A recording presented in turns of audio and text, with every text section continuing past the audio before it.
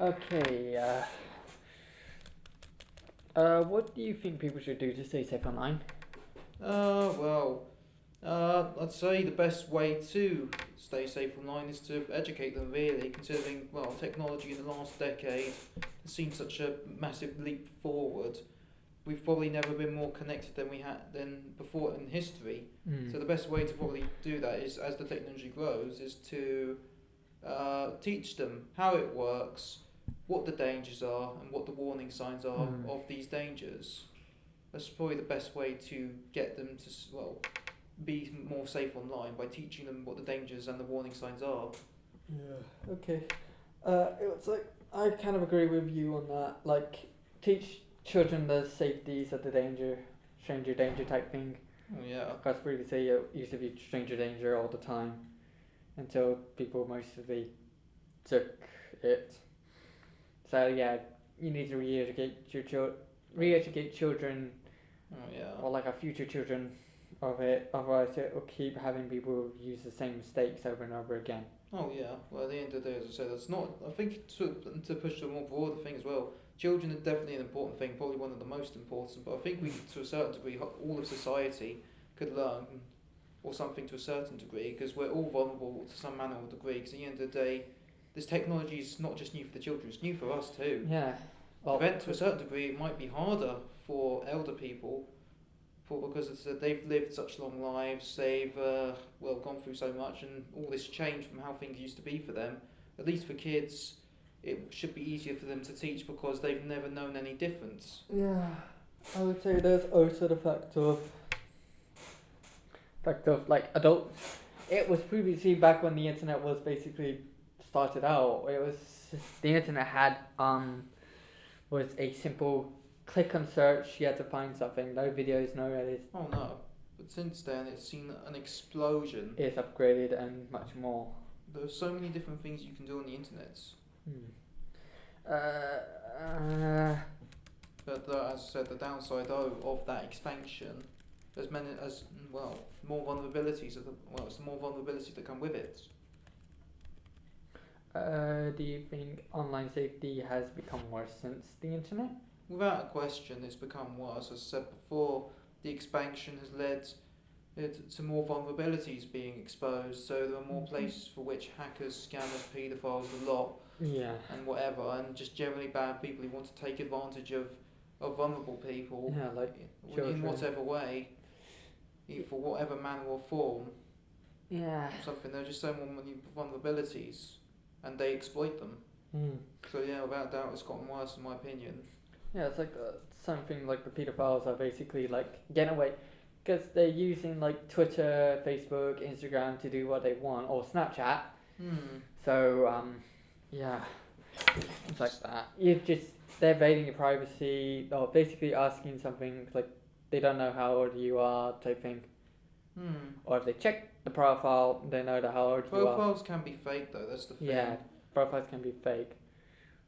Some things can be because there's like catchers. People who catch people doing questionable stuff. That question is said. I mean, there are all kinds of different ways in which people can take advantage for different reasons. So many different reasons. Yeah, one because they're. So there are just many different reasons as to why these people do what they do, and there's said many different reasons as to why they want to take advantage. Money, whatever. Power, status. Yeah, all kinds of different things. How old were you when you first heard about the dangers online? It was probably around secondary school age that I probably started noticing and hearing about it a lot more, because primary school, well, I think I'd imagine most kids have been taught by primary school age about stranger danger or something like that. But as I said, when it came to secondary school, not only was technology becoming more prominent at the time, because it was due the 2010s, well, Yeah. as I said before, we were taking quite a giant leap forward from, simple phones which we could text on and just call, to smartphones that can take pictures, can do video calls, all kinds of play games, all kinds of different things, and the internet is now on your phone as well.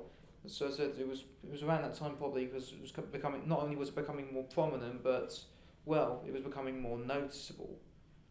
It was, well, and everyone had it. Most people were walking around with one of these smartphone mobile devices, or at very least any form of technology in their pocket. I've got two on me, or something. Well, one's an older phone, but still, just keep that there for, well, what extra things, or whatever. But that's in case your phone dies. Oh yeah, I have one in case the other one dies, or something. Because at the end of the day, things can go wrong, can't they? So, But yeah, that's exactly my point, though. yeah. It's just become far more prominent in society today, especially now. Except As the 2010s are gone, we're moving into a new decade. Yeah, where basically everyone, what's next? It's gonna be have like big internet that's 3.0. Internet 3.0 is coming very soon. Like even Elon Musk is basically helping with this. Okay. Do you feel like people are being conned online very easily by scammers? Depends. It depends, really. If people are well educated on the dangers and know what the warning signs are, it becomes much harder for people to take advantage of them. But if these people aren't educated, then they become a much more vulnerable to being exploited by these people, by these hackers, scammers, pedophiles, whatever you want, whatever they are. They're much more vulnerable. As I said, I'd say the two groups of most vulnerable people are probably children and the elderly, because they're probably the ones that have the least interaction with these technologies. That's what these hackers and all the lot, they're probably the ones that are going to target the most, because they're probably the ones that are most likely to be taken advantage of without them realising it. I would say like it's technically, I kind of agree with that, since children, their brain hasn't fully developed yet. They still think, like children basically they don't know what's right and wrong type thing. They don't know what's happening. They just know like, hey, I'm done this. Is there something I need to do? This seems fun type thing. Type thing. They don't know about it, but then they don't know that they're being controlled type thing. They haven't got their brain fully developed yet. All the more reason. Okay, so what we were off, I think we were then like, how old were you when you first heard about the dangers of online? How old was I when I was on the dangers online? Probably around secondary school age, because, well, it was probably, we taught about stranger danger in primary school, but it probably wasn't quite the same as well going into secondary school, because not only was you getting more freedom, but it was also during that time as well, the early 2010s, that technology was beginning its giant leap forward to what we know today in 2021 or something. But putting simply, it was just becoming more prominent. More people started getting phones, and these phones were getting smarter, more diverse with all the things they could do. No longer could they just simply call or text. They can now take pictures. You have the internet on them, or search things up, or you could do all kinds of different things with them.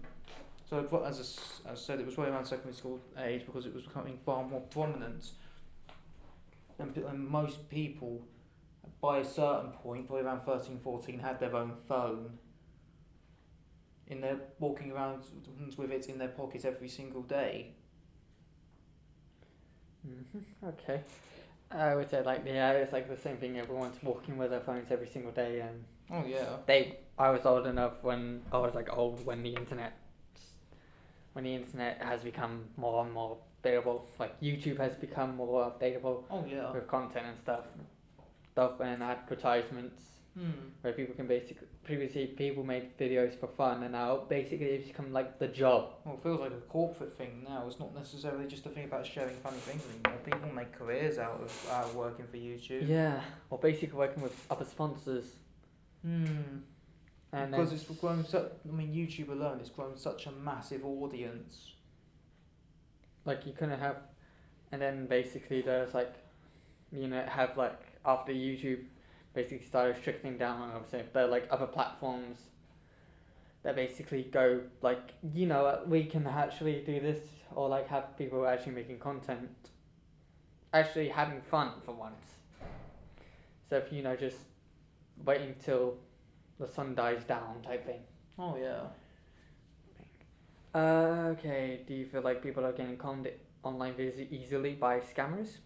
It depends, in my opinion. It depends because, well, some people are a lot better educated than others. As I said, if it comes down to anything, it all depends on how well a person is educated when on using the internet and other forms of technology. Like, how well do they know of the dangers and the warning signs that usually, well, tell you of these dangers, for example. Mm. For example, it all depends. I'd say the two most vulnerable groups, in my opinion, to this are probably children, because well, they're young, they're still learning, or something. They don't necessarily know the dangers as well you or I, or something, because they're just children. They just want to have fun, do fun things, and all that kind of stuff. And then the other group, in my opinion, is the elderly, because well, to them, as I said, many of them they were born into a world that was nothing like the world we know today, and consequently of living as long as they have. Yeah, they've been taken. They Yeah. got taken care of. Well, yeah. Putting simple truth of it is most of the things we take for granted today, the internet, phones, tablets, all that kind of stuff, it didn't exist then. So they've had to try and adapt into a world, and arguably it's harder for them because well, it's what they say. Young people find it easier to learn new things than elder people because they've already had a lot of other things they've had to learn already in life. Without more things, I mean, I can only imagine how they see the world compared to how we see it. I mean, we've never really known the world to be any different, but their time, they've watched, I mean, put simply, they've watched so many things happen to the world. I would say like yeah, it's like everyone in the elderly, like it took place like a long time. They basically didn't know what the world, what the internet was. They just see it as like a computer thing. Like young kids aren't basically doing what they used to. Oh yeah. Like going outside, playing, or going outside, talking to friends, type thing. Well, I'm so sorry. that's okay. But no, you're not wrong though. The simple truth is that's arguably one of the main reasons why the internet's dangerous, because unlike before, it's become a lot easier. As the question suggests, it's become a lot easier to do things. I mean, when it comes to predators, for example, well, you often knew where the danger signs were. You could usually tell because well, the only way to do things was to actually start talking to these kids or doing something or do a physical action to them to try and groom or whatever. Now it's there. Now the internet, it could be coming from anywhere, and it could be coming from any platform or any website, no matter what. It could be coming from literally anywhere, and the worst part is, unlike before, where it was most likely to happen outside, in the town alone or something like that. Now it's possible for this to all happen easily. When your child's in the supposed safety of their own room, in the same house as you, when you're just downstairs, none the wiser potentially. Yeah, I can say that. But there's also the fact of you have safety of your own home. You don't know who they're talking to, and then you just find out that your kid is scared to death. Yeah. Or not talking to you, and then you find out like previously, she's been groomed by he or she's been groomed by a groomer. Oh yeah. Groomer and us asking for inappropriate things, images, pictures, and stuff. What is your opinion on staying safe online? Well, as I've said before, I'd say the best way to stay safe online is to probably encourage, teaching everyone really, because there's probably things we can all learn to some varying degree about safety on the internet. The simple truth is teaching people of the warning signs, teaching people of the dangers that these warning signs come from. So that's probably the best way to lead to a safer internet, is if people are better educated and know how to fight against those who would want to take advantage. Yeah, and harm those. Like, those are some big words we are basically trying to say. Well, some words. It's like previously with YouTube now, it has like a lot of people who are basically like putting their foot down, like no, we're not basically doing this over at YouTube. it's basically like YouTube previously with the Millard situation. He does things. He did something that was wrong, and he admitted it, which is good on him. Yeah. But and then it's a thing of where YouTube doesn't do much. Doesn't do much to put the foot down. Like, right, we're not taking this anymore. We're just gonna suspend you, type thing, or we're gonna take your channel away. Unless you basically prove unless you actually prove that you changed. But they won't let him because they're his golden goose. It's plain and simple though, at the end of the day. As I said, it's one of many examples of people. As I said, it could be coming from YouTube. YouTube is used by everyone. Hence, it's probably one of the reasons why they arguably created YouTube Kids or something. But the problem is, as I said though, it's a complicated thing. It's trying to find the balance between, well, obviously there were bad people out there, but there have also been proven to be many instances where, well, supposed accusations, they weren't actually accusations, they ended up spoiling things that it turned out there was nothing actually wrong, but someone made a bad call or something. It's a difficult line, it's a blurry line, and that's the frightening thing about it, because, well, it's hard. It's often, that's probably one of the greatest dangers of the internet, is that, well, the line before, it was often clear where the danger was coming from, but now it could be coming from anywhere, and it's very easy as well to make a mistake. All it takes is for a wrong call, and you've ruined an innocent person's life by making a wrong call. Or one tweet. Exactly. Wrong call, wrong tweet, whatever. Wrong opinion. It doesn't matter. The principle's the same. That's the danger. That's the dangerous thing about the internet, because it said the line has become increasingly blurred between who want to take advantage and who are generally innocent, but have just, well, they've ended up getting in trouble for whatever reason, even though it was a complete misunderstanding. It's like the same thing. Let's just say for them, for Millard typing YouTuber, previous YouTuber, I would say he's taking some time off, which is good, but he's lost all of his platform, or basically lost his live streaming service on Twitch, because people stream on there, but at the same time he's basically not able to stream. He's not basically making money, but I don't think he'll really use it often. But it's removed because they don't want it, because it's a big... Well, they don't want, at the end of the day, they don't want to be seen as the company that's associated with that kind of thing, because, well, they basically if they allow him back, they'll be seen as, oh, you're now defending and so. It's as simple as that. I mean, that's the thing. Yeah, but also it's the same thing of where they have a bias against this. They're basically biased with women. Or they have like a strong belief in women typing. Well, that's the other thing as well when it comes to internet. Another danger is that it appears to lead to a certain degree of mob rule. And, well, when certain topics come out, people will make their opinion, and then, well, if the majority, they will then start violently shouting at people online and threatening them and all kinds of things. If you have an opinion that disagrees, obviously there are some opinions where if you disagree, then obviously you deserve to be shouted at, but 9 times out of 10, it does often appear that, well, you're merely shouting because someone has an opinion that doesn't agree with yours or fit the narrative you want.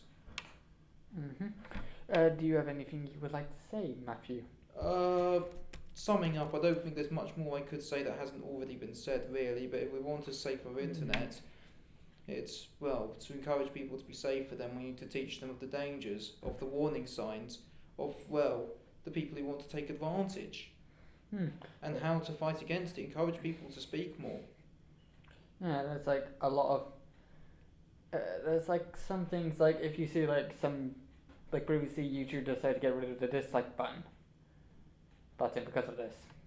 Well, at the end of the day, because they wanted to experiment on it, which kind of seemed bad because YouTube didn't want. It's a bit stupid if you ask me. Because YouTubers don't want to basically talk about it, or basically don't want the YouTube dislike button gone, because it tells people It's a reflection of the majority. It's a reflection of what people think of your work. And at the end of the day, who asked for this? That's my plain simple Basically, question. people who are basically Probably people getting disliked a lot, but that's Yeah. tough. That's tough. I don't Really mean like. disrespect, but the simple truth is, if you're doing something and the majority of people don't like it, you either need to rethink who your audience is going to be, or you got to do something that your old audience actually want or like. It's just plain and simple. That's Well, why the basically dislike not- button's there. But also the thing of if you're doing something that's tailored to a younger audience, that's not good. They'll keep disliking you until you basically As I stop said, with the disliking. As I said, it's pretty much the basis of why it is there. Is to tell them we don't like your work. It's simple. So you either got to rethink your audience or you got to redo your work. It's as simple as Or that. redo your content type thing. Oh yeah. Or basically a thing of you're not doing what it is unless you basically take action. Like the Midlad situation was all they wanted was an apology. He made one, didn't go into full details. No, twice he didn't go into full details. The third one basically slightly cleared up the name, basically gave like some justification of the girls. And that was it. And these are a how-to to set your privacy settings on Twitter and Facebook to stay safe online and any future accounts. For Twitter, click on More. Click on Settings and Privacy. Click on Privacy and Safeties. There are all of privacy settings for you to use. As you can see, click on Audience and Taggings. Once there, click on Protect Your Tweets. Once you click on it, you'll get a message saying that this will make them visible only to your Twitter followers. Click on Protect. That will protect your tweets in case of anyone else decides to look into it.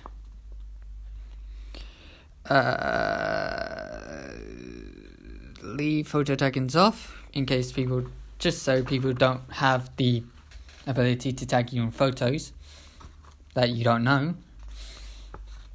Leave tweets, contents you see, and direct messages,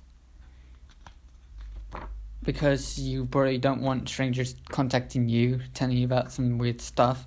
Only need it when your friends are trying to contact you.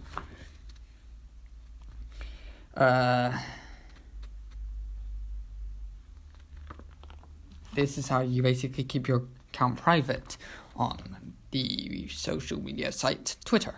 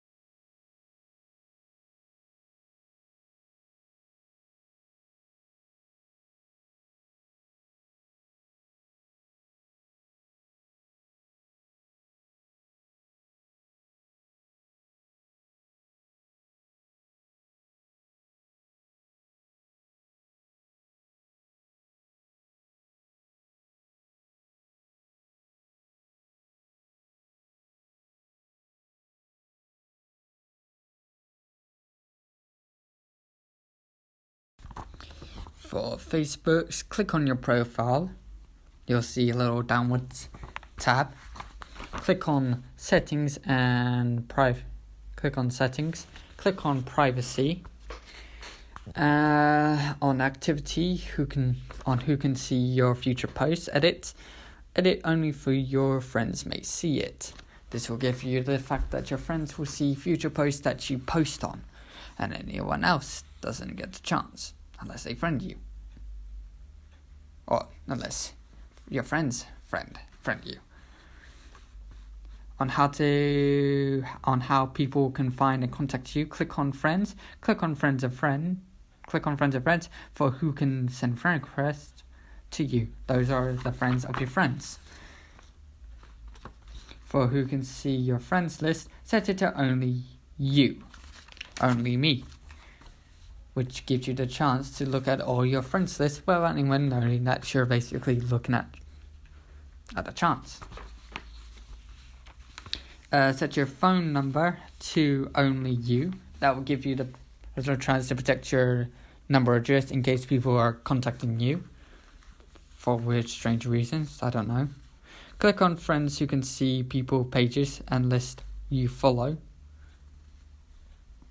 This gives you a reason for people to look at posts of people who you follow and see what they are interested in. This is how you set your privacy settings on Facebook. These are the tips and tricks of how to do it.